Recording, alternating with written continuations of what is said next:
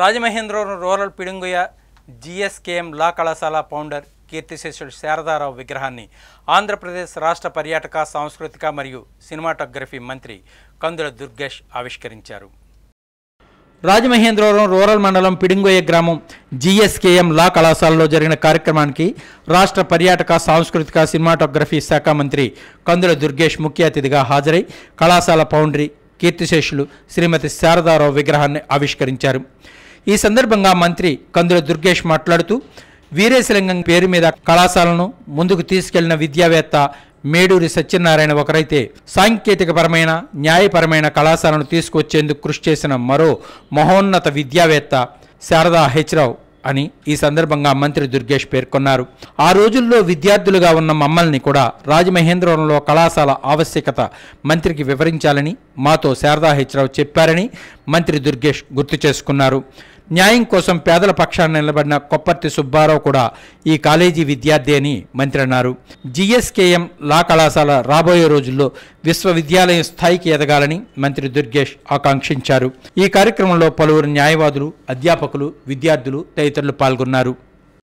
న్యాయ కళాశాల ఇక్కడ ప్రారంభించడానికి తోడ్పడింది. ఇవాళ ఆ కళాశాల ఇంతింతై ఒటుడింతై అన్నట్లుగా అద్భుతమైన స్థాయికి ఎదిగి ఇవాళ ఈ ప్రాంతాల్లో ఒక న్యాయ కళాశాలగా ఇవాళ చాలామంది రాజమండ్రి బార్లో కానీ ఇతరత్రా కానీ నల్లకోటు ధరిస్తున్నారంటే దానికి కారణం ఈ జిఎస్కే కళాశాల మాత్రమే అనేటువంటి మాటలు కూడా. ఆ కళాశాల నుంచి బయటకు వచ్చిన తర్వాత ఈరోజు ఉమ్మడి రాష్ట్రంలో న్యాయవాదుల చేత, ఈ రాష్ట్రంలో న్యాయవాదుల చేత డబ్బు ఖర్చు పెట్టకుండా ఎన్నికైన ఏకైక వ్యక్తిగా 2 సార్లు గెలిచారు రాష్ట్ర స్టాట్యూటరీ బాడీకి. అంటే ఇదొకటే కాదు, ఈ కళాశాల నుంచి వెళ్ళిన వాళ్ళు ఇప్పుడు ప్రస్తుతం హైకోర్టులో 3 జడ్జీలు ఉన్నారు. ఆడపడుచులు అంతా ముఖ్యంగా తెలుసుకోవాల్సిన విషయాలు చాలా ఉన్నాయి. అన్నిట్లో కొన్ని ముఖ్యమైనవి ఏంటంటే ఆవిడ భయం లేదు తను అంటే అస్సలు ఆ ఏజ్లో 83లో కాలేజ్ స్థాపించి ఇక్కడ ఒక్కడే ఉండేవారు. ఆవిడ ఇక్కడ ఉండి మొత్తం కాలేజ్ చూసుకునేవారు ఆ రోజుల్లో. అండ్ ఇంకోటి ఏంటంటే క్రమశిక్షణ, పంచువాలిటీ.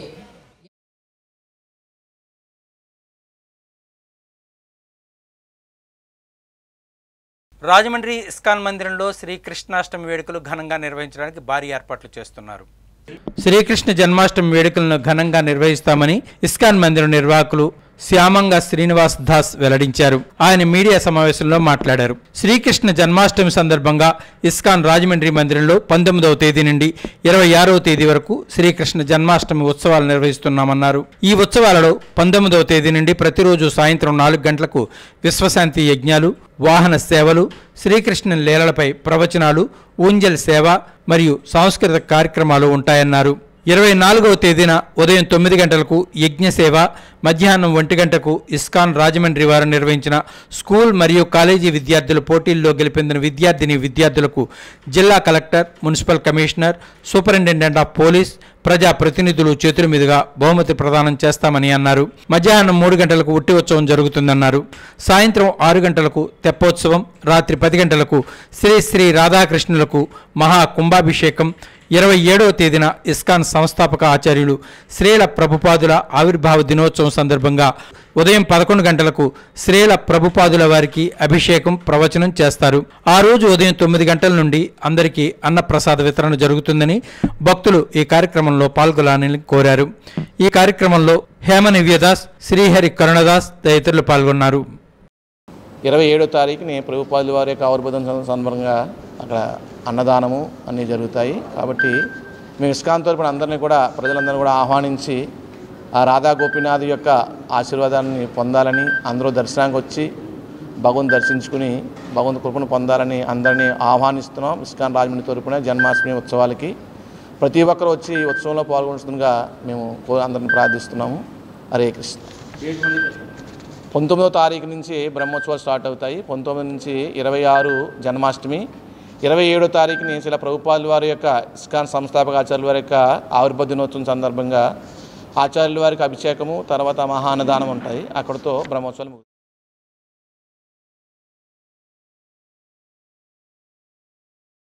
కిడ్నాప్ వ్యవహారంపై వెంటనే స్పందించిన మంత్రి నారా లోకేష్కు తూర్పుగోదావరి జిల్లా ఎస్పీకి మాజీ ఎమ్మెల్యే వర్మకు ప్రత్యేక ధన్యవాదాలు తెలియజేశారు.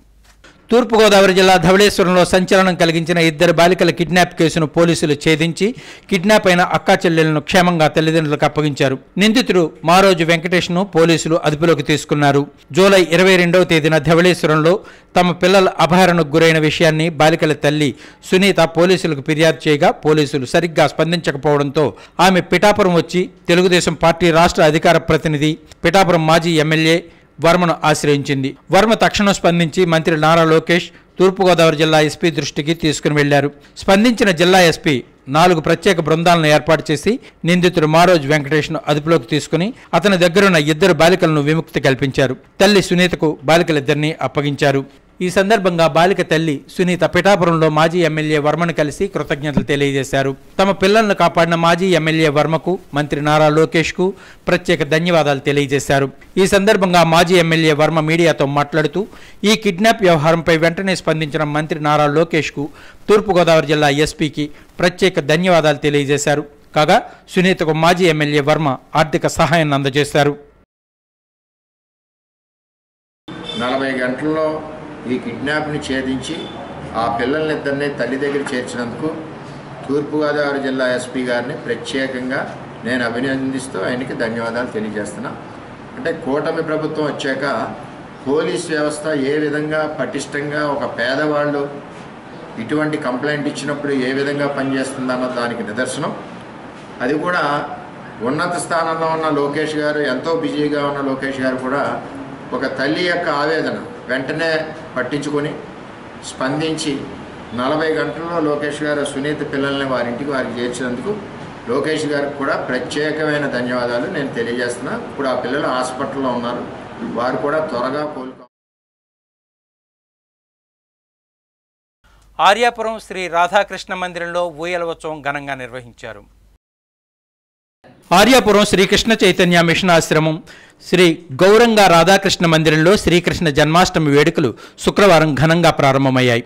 ఆశ్రమ వ్యవస్థాపకులు శ్రీల త్రిదండి స్వామి భక్త వైభవపూరి గోస్వామి మహారాజ్, శ్రీల ఆచార్య దేవత శ్రీదండి స్వామి భక్త కమల గోవింద గోస్వామి మహారాజ్, కర కమల సంజాతులు శ్రీ త్రిదండి స్వామి భక్తి కంకణ బన మహారాజ్ చేతుల మీదుగా శ్రీ రాధాకృష్ణ ఊయల ఉత్సవం కన్నుల పండుగగా జరిగింది.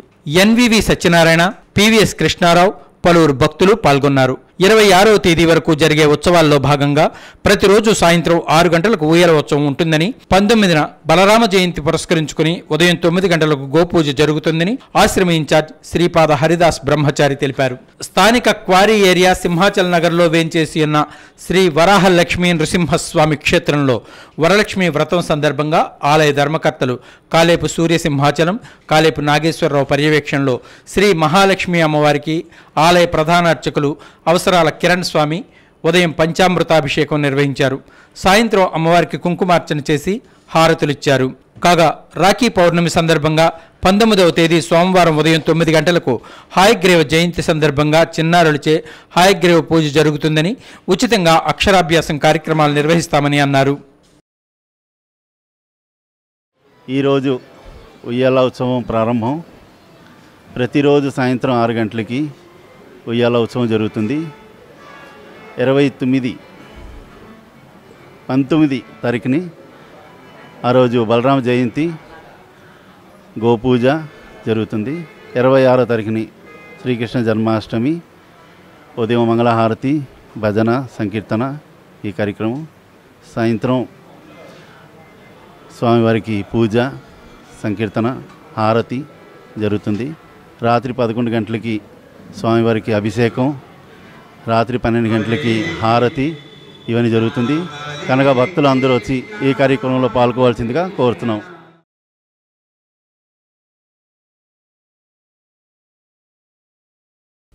రాజమహేంద్రవరం ఇన్నీస్పేటలో వేంచేసి ఉన్న శ్రీ శ్రీ శ్రీ వరలక్ష్మీదేవి ఆలయంలో ప్రత్యేక పూజలు నిర్వహించారు.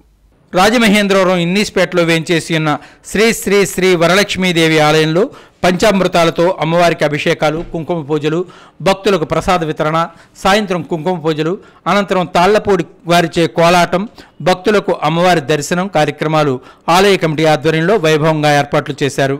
ఈ కార్యక్రమంలో సూరెడ్డి రమేష్, చిత్త బాబురావు, ఆకుల వీరభద్రరావు, కొయ్య సూరప్పారావు, మహాలక్ష్మి, పి గణేష్, తంగేటి నరసింహారావు, ఎస్కే వెంకటకృష్ణ పాల్గొన్నారు.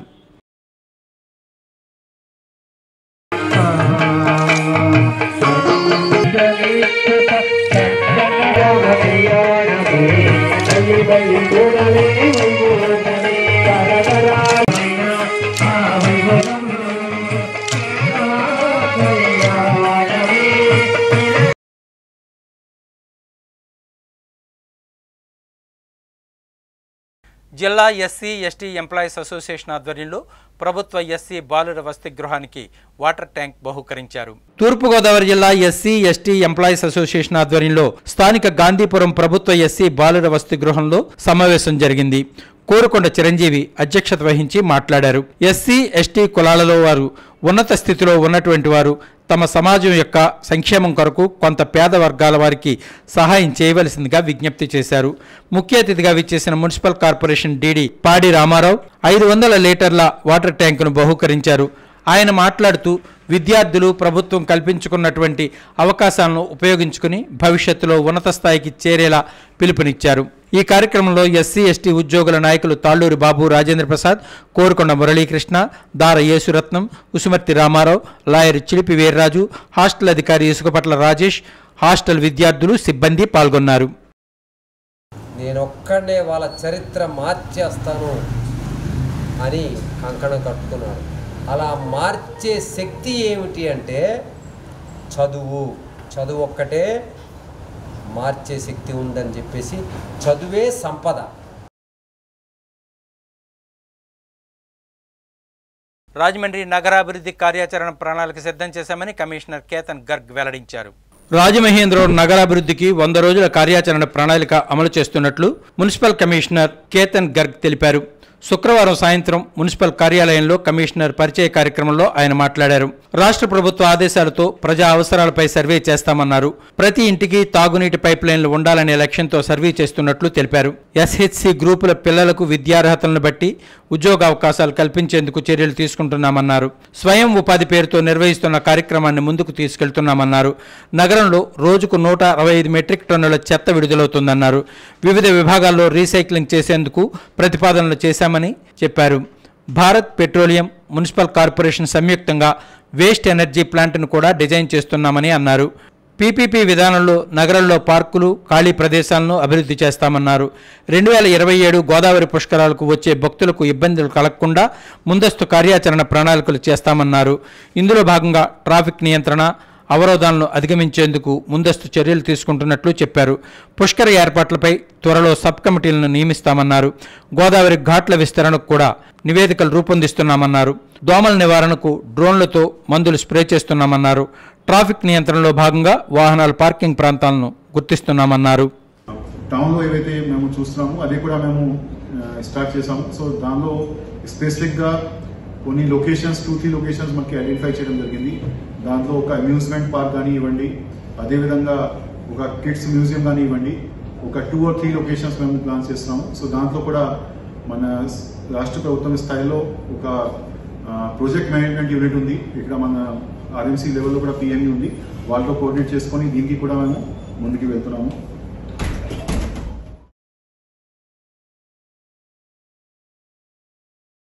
రాజమండ్రి పరిసర ప్రాంతాలలో పలుచోట్ల స్వాతంత్ర దినోత్సవ వేడుకలు ఘనంగా నిర్వహించారు. రాజమహేంద్రవరం 1వ వార్డు ఏవీఏ రోడ్ పోలీస్ క్వార్టర్స్ వెనుక ఉన్నగల హోప్ లైన్స్ చారిటబుల్ ట్రస్ట్ ఆధ్వర్యంలో 78వ స్వతంత్ర దినోత్సవ వేడుకల్లో భాగంగా రాజమండ్రిలో ప్రభుత్వ పాఠశాలలోని అంగన్వాడీ కేంద్రాల్లోనూ చిన్నారులు విద్యార్థులకు ఆటల పోటీలు నిర్వహించింది. రన్నర్స్ కి విన్నర్స్ కి బహుమతులు బహూకరించారు. రన్నర్స్ కి మెమోంటోస్, విన్నర్స్ కి మెడల్స్ ఇచ్చి ప్రోత్సహించారు. Lalacheru, Battinnagar, Duref Singh Peta municipal corporation elementary school, arcade town police line municipal corporation English medium school, RCS mills Nagar పాలక సంస్థ ప్రాథమిక పాఠశాల, బర్మా కాలనీ స్కూల్ మరియు రౌండ్ అంగన్వాడీ కేంద్రాలలో ఈ కార్యక్రమాలు నిర్వహించారు. స్కూల్ పిల్లలందరికీ మిఠాయిలు, స్టేషనరీ కిట్స్ పంపిణీ చేశారు. ఈ కార్యక్రమంలో hope lines charitable trust CEO and chairman, trust సభ్యులు చేతుల మీదుగా మరియు స్కూల్ ఉపాధ్యాయులచే కార్యక్రమం నిర్వహించారు. Trust chairman K Suresh Kumar trust తరపున అనేక మంది విద్యార్థులకు స్కూల్స్కి గతంలో ఇలాంటి కార్యక్రమాలు చేశారని, ట్రస్ట్ తరపున ఇంకా అనేక విధాలైన సేవలు అందిస్తున్నామని తెలిపారు.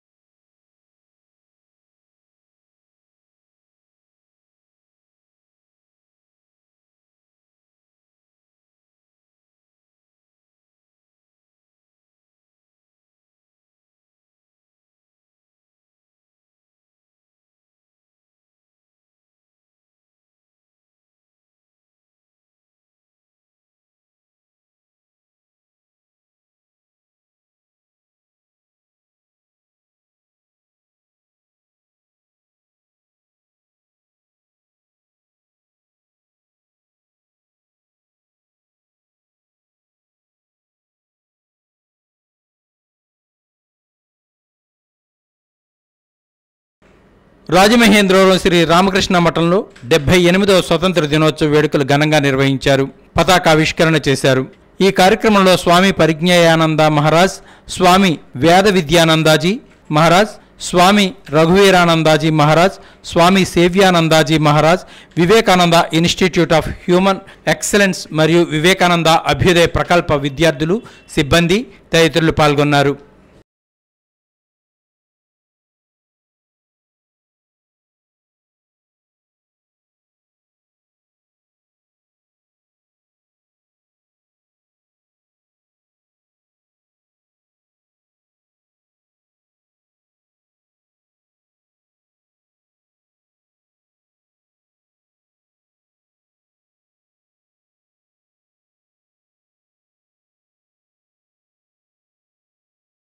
కోల్కతాలో డాక్టర్ మౌమితా ఘటనపై దోషులను తక్షణం పట్టుకుని కఠినంగా శిక్షించాలని ఇండియన్ మెడికల్ అసోసియేషన్ డిమాండ్ చేసింది. కోల్కతా ప్రభుత్వ ఆసుపత్రిలో మహిళా ట్రైనీ డాక్టర్పై దారుణంగా అత్యాచారం చేసి హత్య చేసిన ఘటన దేశాన్ని కుదిపేస్తోంది. వైద్య రంగంలో ప్రాణదాతల సైతం ఉలిక్కిపడేలా భయానకంగా ఇది మారింది. సభ్య సమాజమే కాదు, ప్రపంచ దేశాలలో సైతం భారత్ తలదించుకునేలా, మానవ హక్కుల హనం జరిగేలా పాలన కొనసాగుతోందని ఆక్షేపించే స్థాయిలో ఉంది. స్వతంత్రం వచ్చి 7 దశాబ్దాలు దాటిపోయింది. అయినప్పటికీ భారతదేశంలో మహిళలకు రక్షణ కల్పించలేని ఆటవిక పాలన చేస్తున్నారంటే లోపం ఎక్కడ ఉంది? పాపం ఎవరిది? అసాంఘిక శక్తులను పెంచి పోషించే పెద్దలదేనా అని సర్వత్రా ఆగ్రహావేశాలు వ్యక్తమవుతున్నాయి. అయినా సరే దర్యాప్తు నత్తనరకన కాదు కదా, పూర్తిగా ఆధారాలు తారుమారు చేసే విధంగా ఉన్నాయని వైద్య రంగంలో ఉన్న ప్రతి ఒక్కరూ తీవ్ర మనోవేదన చెందుతున్నారు. ప్రాణాలు పోసి పునర్జన్మనిచ్చే వైద్యాలయంలో ఓ వైద్యురాలి ప్రాణం తీసేశారు. ఇంతకంటే అమానుషం, మహా విషాదం ఏముంటుందని ప్రాణదాతలు కన్నేళ్ల పర్యంతం అవుతున్న ఉద్విగ్న క్షణాలు ఇవి. వైద్యురాలికి భద్రత ఇవ్వలేని దుస్థితి భారతదేశంలో రాజ్యమేలుతుందా అనే అనుమానాలు ప్రతి ఒక్కరిని తీవ్ర భయాందోళనకు గురిచేస్తున్నాయి. రాష్ట్ర ప్రభుత్వ వైఫల్యం వల్లే ఈ హింసాత్మక దాడి జరిగిందని chief justice TS Sivagnanam, Hiranmayi Bhattacharya ఆధ్వర్యంలోని ద్విసభ్య ధర్మాసనం తీవ్రంగా స్పందించింది అంటే పరిస్థితులు ఎలా ఉన్నాయో వేరే చెప్పవలసిన అవసరం లేదు. కోల్కతా ప్రభుత్వ ఆసుపత్రిలో జూనియర్ డాక్టర్ హత్య ఇప్పుడు వైద్య రంగాన్ని మొత్తాన్ని షాక్కు గురిచేసింది. నిజంగా చరిత్రలో మరో విషాదకరమైన రోజులు ఇవి. భవిష్యత్ తరాల మహిళల భద్రతకు ప్రశ్నార్థకమే. మాకు భద్రత ఏది?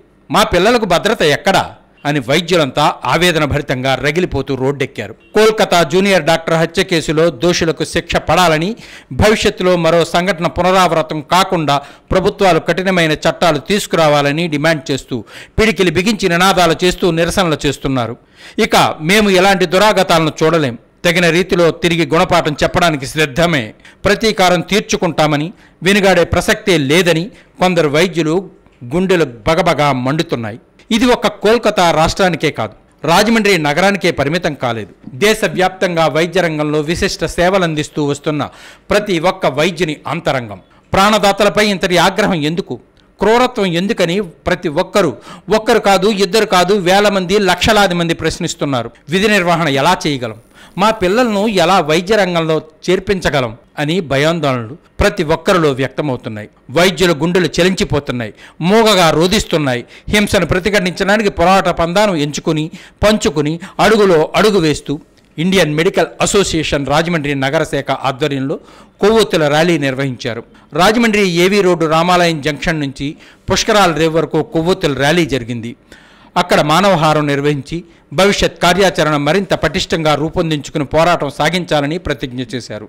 ప్రముఖ మానసిక వైద్యులు డాక్టర్ కర్రి రామారెడ్డి, డాక్టర్లు Chalumuri, Guduri Srinivas, Tulasi Mohan Rao, doctor Guruprasad, doctor Pidugu Vijayabhaskar, doctor Divya, doctor Rajasekhar, doctor Arunakumari, doctor Anasuri Padmalatha, doctor Santosh, Rajahmundry నగర ఎమ్మెల్యే ఆదిరెడ్డి వాసు తదితరులు అంతా స్పందించి మేము సైతం ప్రాణదాతలకు అండగా నిలబడతాం, భద్రత కల్పిస్తామని ప్రతిస్పందించారు. ఇప్పుడు మనం చూస్తున్న వీరంతా సామాన్యులు కాదు. వైద్య రంగంలో సుదీర్ఘకాలంగా విశేష సేవలందిస్తున్న వైద్య నిపుణులు. వాస్తవానికి క్షణం తీరిక లేని 24 గంటలు వృత్తిలోనే విధులు నిర్వహిస్తూ ఉంటారు. వారి అపాయింట్మెంట్ కోసం గంటల తరబడి వేచి ఉండాల్సిన పరిస్థితి. అలాంటి వైద్య నిపుణులు రోడ్డెక్కి నిరసన వ్యక్తం చేయడానికి కారణం కోల్కతాలో జూనియర్ డాక్టర్ని హతమార్చిన దోషులకు శిక్ష పడాలన్నదే వారి డిమాండ్. భవిష్యత్తులో ఇలాంటి సంఘటనలు పునరావృతం అయితే చూస్తూ ఊరుకోమని హెచ్చరికలు జారీ చేశారు. మెడికల్ కాలేజీలో ఒక పీజీని, దట్టు పల్మనాలజీ పీజీ చేస్తున్న అమ్మాయిని ఇలా గ్యాంగ్ రేప్ చేసి చంపేయడం అనేది చాలా దారుణమైన విషయం. ఈ విషయాన్ని ఖండిస్తున్నాం. అదేవిధంగా ఈ సంఘటనలో దోషులందరికీ కూడా ఉరిశిక్ష వేయాలని చెప్పి వారికి ఉరిశిక్ష వేయాలని చెప్పి మేము కోరుతున్నాం. గవర్నమెంట్ ఇప్పటి వరకు కూడా నిర్దిష్టమైన యాక్షన్ తీసుకోలేదు. బెంగాల్ ప్రభుత్వం కానీ కేంద్ర ప్రభుత్వం కానీ. కేంద్ర ప్రభుత్వం కూడా ఈ విషయంలో చాలా సీరియస్గా తీసుకుని సిబిఐ ఎంక్వైరీ చేయించి దోషులను కఠినంగా శిక్షించాలని చెప్పి మేము కోరి ప్రార్థిస్తున్నాం. రెండవది, ఒక డాక్టర్ తయారవ్వాలంటే ఎంతో కష్టపడి నీట్ పాస్ అవ్వడం, ఆ తర్వాత ఎంబీబీఎస్ పూర్తి చేయడానికి ఎన్నో కష్టాలు, ఆ తర్వాత పీజీ సీట్ రావడం మహా కష్టం. అది అయిన తర్వాత ఆ టైంలో పీజీ సమయంలో జూనియర్ రెసిడెంట్గా 36 గంటలు ఏకబిగిని చేయిస్తారు. ఆ విధంగా చేస్తే తప్ప కోర్సు పూర్తవడం అనేది జరగదు. ఆ కోర్సు పూర్తవడానికి కూడా అటు థీసిస్ సబ్మిట్ చేయడం దగ్గర నుంచి మొత్తం అన్నిటికీ కూడా ప్రతి వాళ్ళ మీద డిపెండ్ అవ్వాలి. హెడ్ ఆఫ్ ద డిపార్ట్మెంట్ కోపం వచ్చినట్టయితే ఎక్కడైనా నొక్కేయడానికి అవకాశం ఉంటుంది. ఎందుకని అన్నీ కూడా మొత్తం విద్య సంబంధించినంతవరకు, వైద్యం సంబంధించినంతవరకు డాక్టర్లకు జరుగుతున్నటువంటి అన్యాయాలన్నీ కూడా ఒకసారి పునరాలోచించి అన్నీ కూడా సక్రమంగా చేసి సరైన రక్షణ, పేషెంట్స్ నుంచి రక్షణ కల్పించాలి, సమాజంలో దుష్ట శక్తుల నుంచి కూడా రక్షణ కల్పించాలని ఐఎంఏ తరఫున ఈ కార్యక్రమాలు చేపట్టడం జరిగింది. ప్రజలందరి సహకారం కావాలి. వైద్య సిబ్బంది మీద దాడులు జరిగినప్పుడు ఈ బెయిలబుల్ సెక్షన్స్ కాకుండా నాన్ బెయిలబుల్ సెక్షన్స్గా మారే విధంగా చట్టాలు సవరణ చేసుకుంటే ఒకటి వైద్య వ్యవస్థ బాగుంటుంది, తద్వారా సమాజం బాగుంటుంది. ఇప్పుడు డాక్టర్స్ అందరూ కూడా ఒక అభద్రతా భావంతో నైట్ షిఫ్ట్స్ ఎందుకు ఇలాంటి సంఘటనలు జరుగుతూ ఉన్నాయని ఆలోచించి రాకపోతే ప్రజల పరిస్థితి ఏంటి, ఏం చేస్తారు? కాబట్టి వీటన్నిటిని కూడా ఆలోచించుకొని ప్రభుత్వం డిలే చేయకుండా త్వరగతిన కారణమైన వాళ్ళపైన కఠినమైన చర్యలు తీసుకోవాలని డిమాండ్ చేస్తూ ఉన్నాం.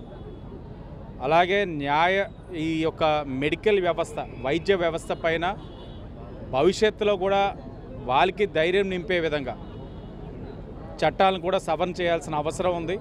ఆ బాధ్యత కూడా ప్రభుత్వాలు తీసుకో.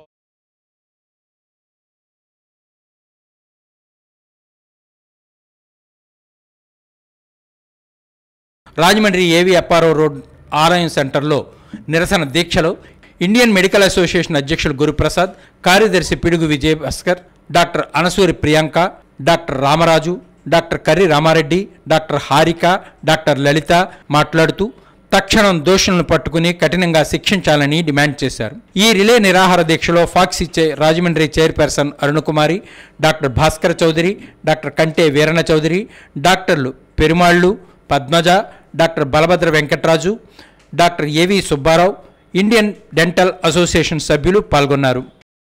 పనిచేసే చోట సేఫ్ జోన్స్ క్రియేట్ చేయమని, రెండోది గవర్నమెంట్ హాస్పిటల్స్లో నైట్ డ్యూటీ చేస్తున్నప్పుడు పోలీస్ రక్షణ కల్పించమని డాక్టర్లకి. కేంద్ర రాష్ట్ర ప్రభుత్వాలు చట్టాలను కఠినతరం చేయండి, రక్షణ కలిగించడానికి కోరుతున్నాం అంతే. We are all vulnerable. మేము ఏ టైంలోనో హాస్పిటల్లో మీకు దొరుకుతాం. దట్ డజంట్ మీన్ మేము వీక్గా ఉన్నామని కాదు. మేము మా ఫ్యామిలీస్ని వదిలేసి మేము అక్కడ ఉన్నది మేము ప్రజాసేవ చేయడానికి మేము అనుకుంటున్నాము. మాకు ప్రొటెక్షన్ కావాలి. విభజించుకుని డాక్టర్లు, లాయరు, ఏదో ప్రొఫెషను ఇలాగా అని చెప్పేది ఉండకూడదు. సో ఈ ప్రొటెస్ట్ని సైలెంట్గా చేస్తున్న దానికి ప్రజలందరూ కూడా మద్దతు కల్పించి సహకరిస్తారని కట్టుకోవాలి. ఈ ఘటనపై రాజమండ్రి ప్రభుత్వ ఆసుపత్రిలో వైద్యులు పెద్ద ఎత్తున నిరసన వ్యక్తం చేశారు. దోషులను కఠినంగా శిక్షించాలని డిమాండ్ చేశారు. భవిష్యత్తులో ఇలాంటి సంఘటనలు పునరావృతం కాకుండా చర్యలు తీసుకోవాలని నినాదాలు చేశారు.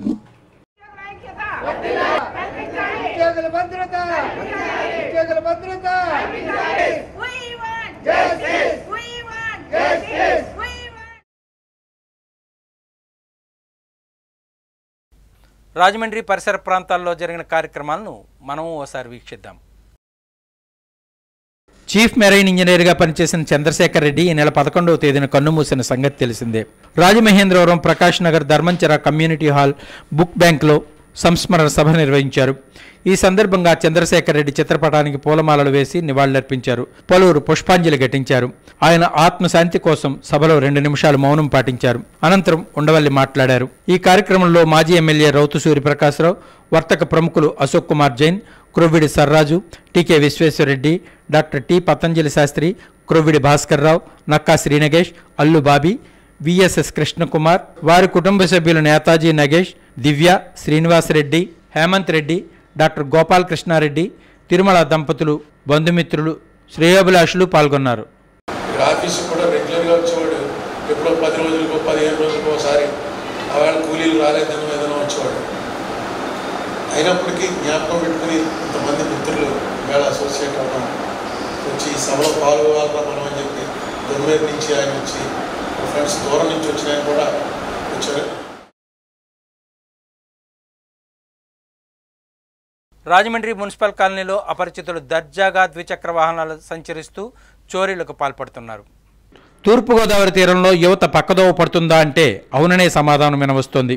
తేలిగ్గా సొమ్ములు సంపాదించడానికి కొందరు నేరగాళ్లు నేర మార్గాన్ని ఎంచుకుంటున్నారు. చేతికి అందిన వస్తువులను ఎత్తుకుపోతున్నారు. ఇంటి ముందు ఉన్న ద్విచక్ర వాహనాలు, ఇంటి ఆవరణలో ఉండే సైకిళ్లు, గ్యాస్ సిలిండర్లు, ఇతర విలువైన సామగ్రి అంతా కూడా అపరిచితులు చోరీ చేస్తున్నారు. రాజమండ్రి 3 టౌన్ పోలీస్ స్టేషన్ పరిధిలో శ్రీరామ్ నగర్, లలితానగర్, మున్సిపల్ కాలనీ తదితర ప్రాంతాలలో అపరిచితులు సంచారం ఎక్కువగా ఉంది. ఈ నెల 14వ తేదీ సాయంత్రం రాజమండ్రి 42వ వార్డు మున్సిపల్ కాలనీలోకి 2 యువకులు మోటార్ సైకిల్పై దర్జాగా వచ్చారు. సాయంత్రం 6 గంటల సమయంలో ద్విచక్ర వాహనం ఇంటి ముందు ఆపారు. ఒక యువకుడు దిగాడు. మరో యువకుడు ఏ మార్గం నుంచి వచ్చాడో ఆ మార్గం నుంచే వెనుదిరిగిపోయాడు. రెండో వ్యక్తి నేరుగా ఇంట్లోకి వెళ్ళాడు. కొన్ని సెకండ్ల తర్వాత గ్యాస్ సిలిండర్ భుజాన్ని వేసుకుని బయటకు వచ్చాడు. అదృశ్యమైపోయాడు. చీకటి పడకముందే చోరులు ఇలాగా రాజమండ్రిలో నగరంలో దొంగతనాలకు పాల్పడుతున్నారు. ఇంతకీ వారు వచ్చిన ద్విచక్ర వాహనం కూడా ఎక్కడ చోరీ చేసి తీసుకువచ్చారో అనుమానాలు వ్యక్తమవుతున్నాయి. పోలీసులు నిఘా వ్యవస్థను మరింత పటిష్టం చేయాల్సి ఉందని బాధితులు కోరుతున్నారు. పట్ట పగలే ఇలా చోరులకు ఇళ్లల్లోకి ప్రవేశించి దొంగతనాలకు తెగబడుతున్నారంటే ఒక్కింత భయాందోళనకు వ్యక్తం చేస్తున్నారు. వ్యసనాలకు అలవాటు పడిన యువత ఇలా చోరీలకు బరితెగిస్తోందని సర్వత్రా చర్చనీయాంశంగా మారింది.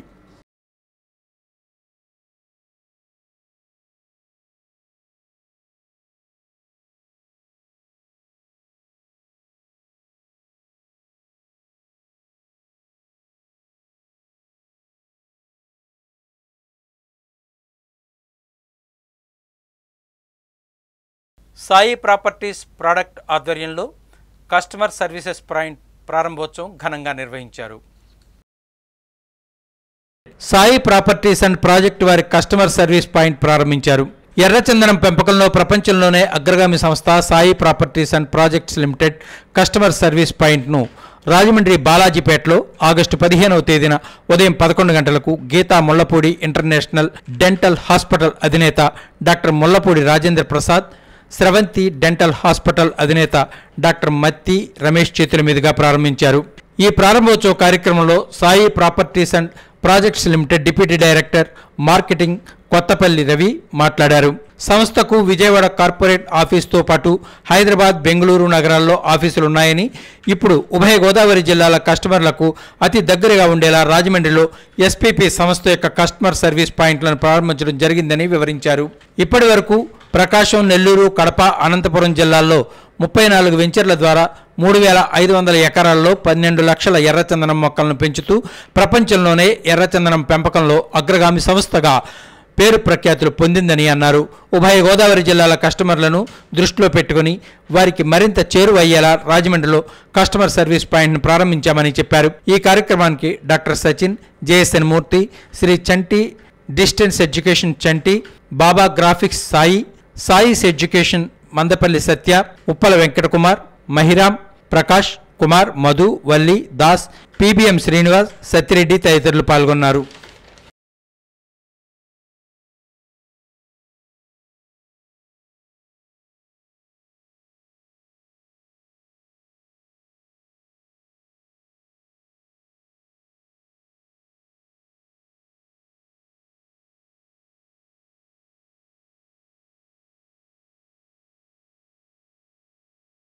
రాజమండ్రిలో పలుచోట్ల ఆధ్యాత్మిక సేవా కార్యక్రమాలు నిర్వహిస్తున్నారు. దేవీచౌక్ అమ్మవారి కమిటీ నేతృత్వంలో దేవీచౌక్ అమ్మవారి విగ్రహం ఎదురుగా జాతీయ జెండాను ఏపీఐఎస్సీ మాజీ చైర్మన్ శ్రీకాకుళపు శివరామ సుబ్రహ్మణ్యం ఆవిష్కరించారు.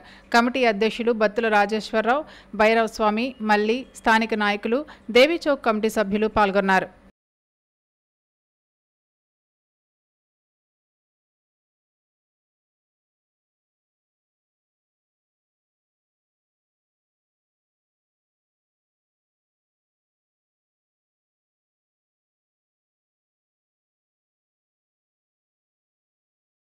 రాజమహేంద్రవరం నల్లమందు సందులో శ్రీ ఐశ్వర్యలక్ష్మి పద్మావతి సమేత శ్రీ వెంకటేశ్వర స్వామివారి ఆలయంలో వరలక్ష్మీదేవి వ్రతం సందర్భంగా విశేషంగా అమ్మవారికి పంచామృతాభిషేకాలు నిర్వహించారు. ఆలయ ప్రధానాచార్యులు పంచాంగం వెంకటరంగాచార్యులు సహస్రనామ కుంకుమార్చన నిర్వహించారు. ఆలయ సెక్రటరీ గుర్రం శ్రీనివాస్ దంపతులు పూజా కార్యక్రమంలో పాల్గొన్నారు. ఆలయ ప్రెసిడెంట్ దేవిశెట్టి జనార్దన్ వరప్రసాద్, ఆలయ కమిటీ సభ్యులు పర్యవేక్షించారు. భక్తులు అమ్మవారిని దర్శించుకుని తీర్థ ప్రసాదాలు స్వీకరించారు.